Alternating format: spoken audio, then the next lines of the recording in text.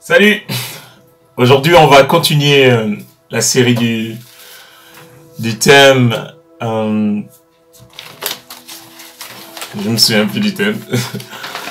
Je m'écris, loué soit l'Éternel, et je suis délivré de tous mes ennemis.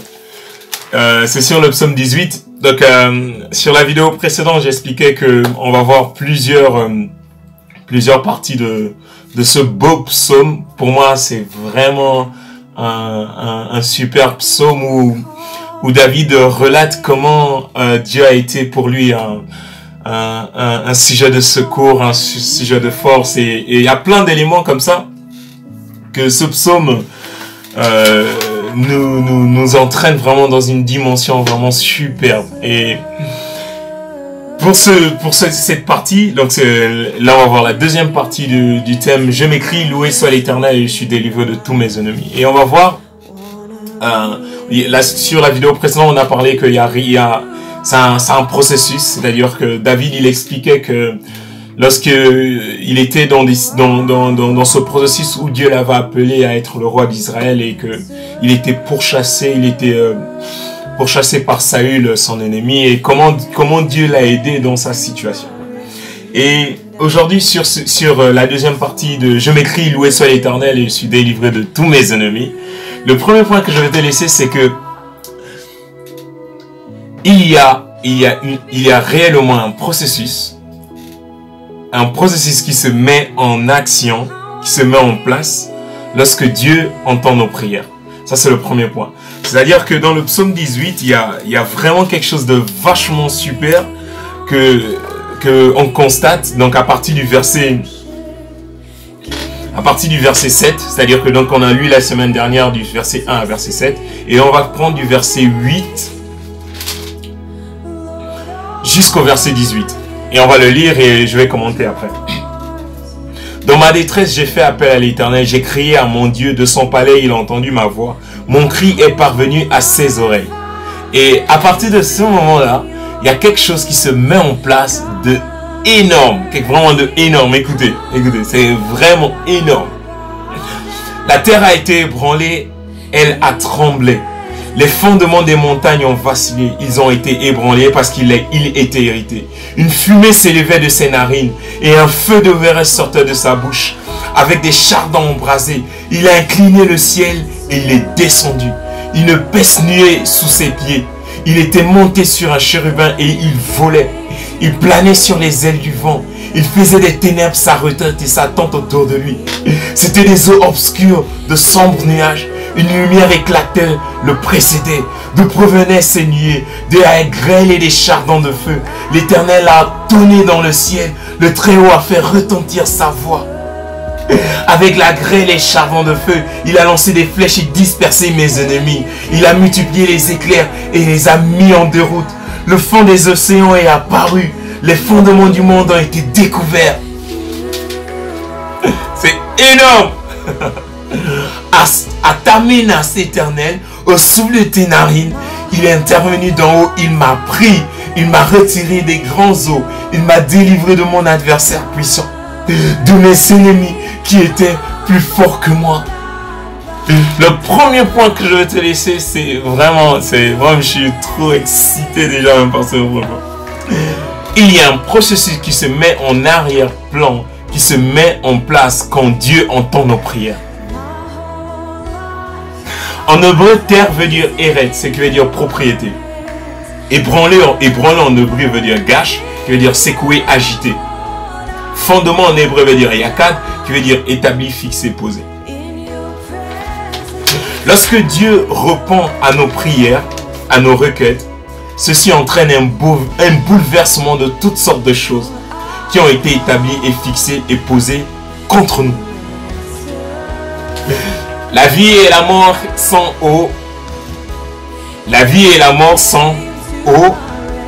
autour de la parole. Si la vie et la mort sont autour de la parole, c'est que s'il y a des choses qui ont été fixées sur nos vies, s'il y a des paroles qui ont été établies contre nous pour nous détruire, lorsque tu pries, Seigneur, aie pitié de moi, écoute ma prière, lorsque tu dis Seigneur, viens à mon secours, la réponse à Dieu par rapport à à tes situations que tu traverses, par rapport aux paroles de malédiction qui t'ont été données, par rapport à toutes sortes de choses qui ont été établies, qui ont été posées pour être un obstacle à ta destinée. Lorsque Dieu répond à ta supplication et à ta prière, il y a plein de choses qui se mettent en place. Nous assistons à un bouleversement et un changement de propriété, de position de direction, d'ouverture de portes fermées et une faveur à notre égard. Dieu comprend au plus profond de ton cœur, il comprend ton désir et sa volonté, c'est de te sortir de ton chagrin. Sa volonté, c'est que lorsque les portes sont fermées, son désir et sa volonté, c'est d'ouvrir une brèche. C'est vachement intéressant parce que la deuxième chose que je vais te laisser, c'est que Dieu se déplace pour combattre pour toi. On va comprendre dans la suite. Et l'image que j'ai, c'est l'image d'un père. Vous voyez, si vous connaissez l'histoire du fils prodigue, où le père il voit son fils venir et le père court vers son fils. L'image c'est que ta situation ne peut pas, ta situation fait déplacer Dieu. Waouh! Ta situation fait déplacer Dieu. Waouh! Ta situation. C'est vachement intéressant à écouter.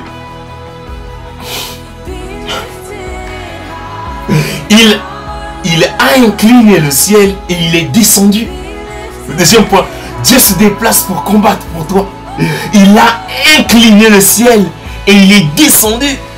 Waouh! Il a incliné le ciel et il est descendu. Il ne pèse nier sous ses pieds. Il était monté sur un chérubin et il volait. C'est du Star Wars. C'est du Star Wars, mec, c'est un truc.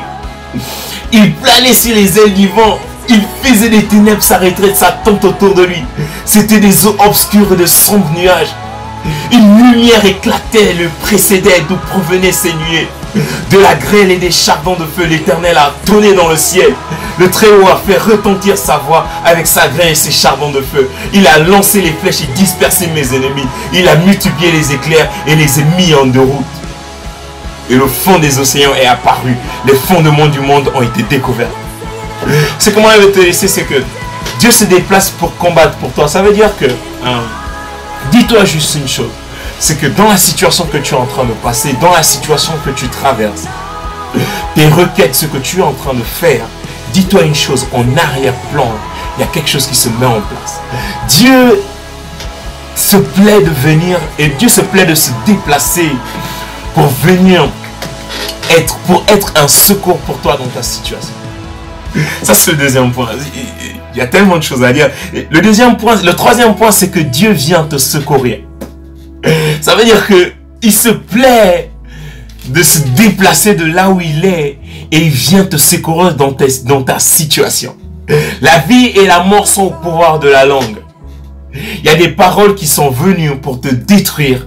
Et lorsque tu dis, Seigneur, viens à mon secours, puisque ces paroles ont un impact sur ta vie, sur ton être, Dieu vient avec son armée, il se lève comme un chérubin protecteur et il vient pour détruire toutes sortes de choses qui ont été construites, qui ont été fondées sur ta vie et il vient te secourir. À ta menace éternelle, le souffle de tes narines, il est intervenu d'en haut, il m'a pris. Il m'a retiré des grandes eaux. Il m'a délivré de mon adversaire puissant, de mes ennemis qui étaient plus forts que moi. Toutes les paroles de malédiction qui ont été mises sur ta vie, Dieu vient.